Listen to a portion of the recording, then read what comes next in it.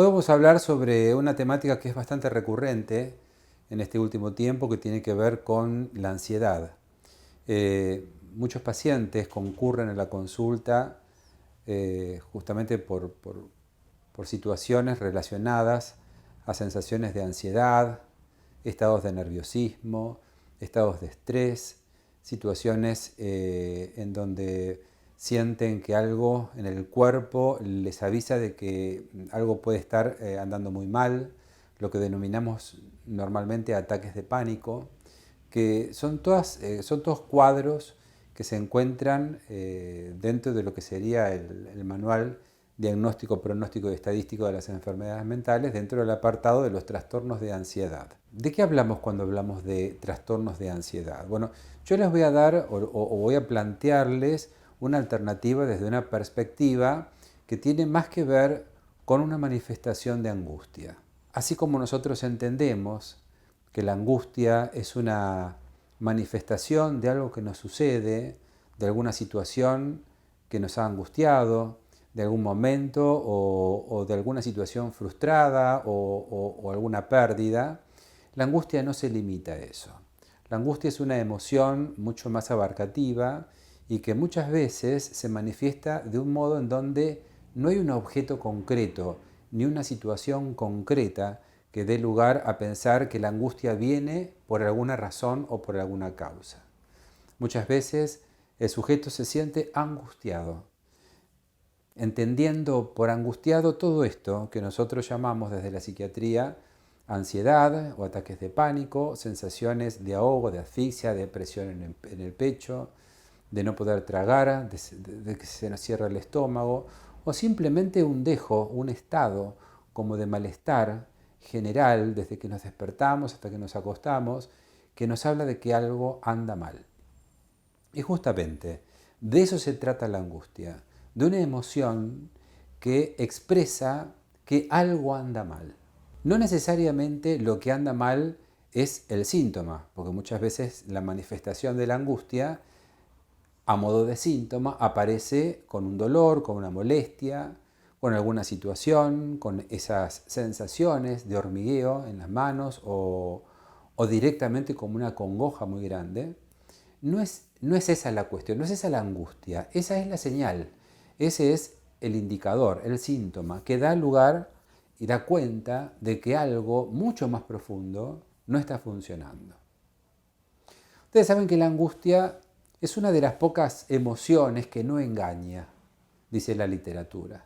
¿Qué quiere decir con esto que no engaña? Que cuando la angustia se manifiesta, se presenta, es porque algo anda mal. Y por más que uno quiera evitarla, por más que uno se concentre en querer disiparla, pasa mucho con los ataques de pánico, por más que uno se concentre o quiera concentrarse en que está todo bien, nada de esto va a funcionar, porque en definitiva la manifestación da cuenta de que algo en lo profundo de nuestro ser no está pudiendo ser expresado. Y acá está un poco la cuestión que nos convoca, que tiene que ver con la temática de la imposibilidad, la incapacidad, el desencuentro, que genera que nosotros no podamos expresar una emoción o podamos expresar un deseo.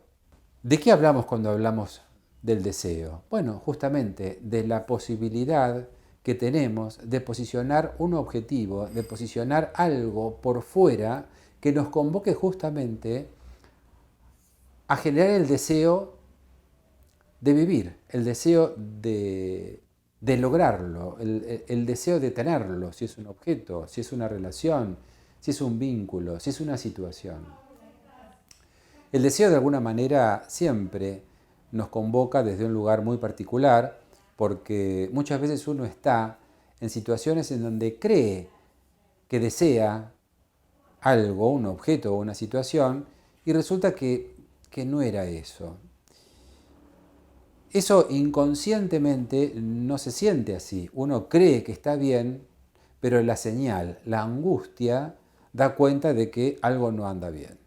Y muchas veces eso que no anda bien es la señal de que eso que nosotros creemos que es nuestro deseo no lo es. Muchas veces y sobre todo en esta cultura en donde todos creemos que lo que se debe desear es lo que la cultura nos dice que debemos desear, muchas veces no tiene que ver con nuestro real deseo. Hay que descubrirlo. Una de los objetivos que se pone en juego a partir de esta señal, de esta angustia señal, es que tenemos que parar y tenemos que empezar a elaborar un mecanismo que nos permita profundizar en nosotros mismos a partir de la búsqueda de qué puede ser eso que esté causando la angustia. ¿Cuál puede ser ese deseo real que se está jugando en un plano que no es el deseo que yo estoy sosteniendo muchas veces a costa de un gran esfuerzo y a costa de mi salud? Muchas veces yo creo que lo que en realidad deseo es algo que tengo y en realidad no es eso lo que deseo. Y como en lo consciente no tengo forma de hacerme cargo de lo que eso genera, lo que se manifiesta es la angustia. Esto pasa mucho en el ámbito de los afectos.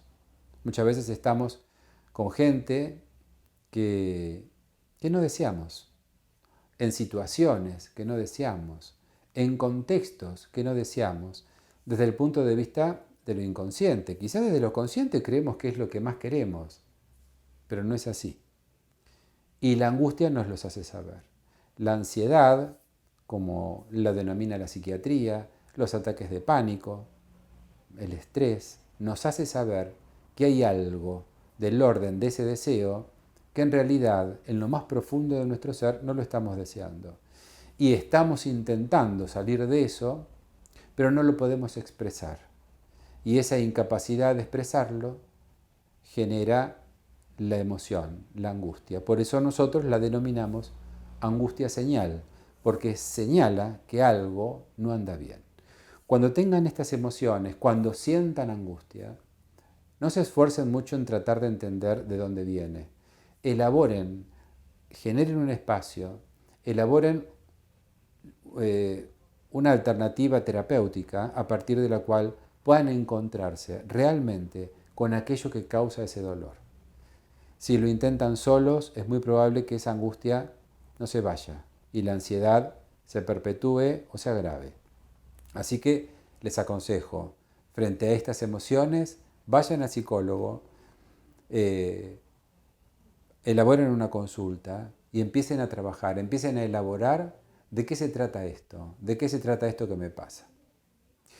Bueno, nos quedamos pensando y nos encontramos en próximas emisiones.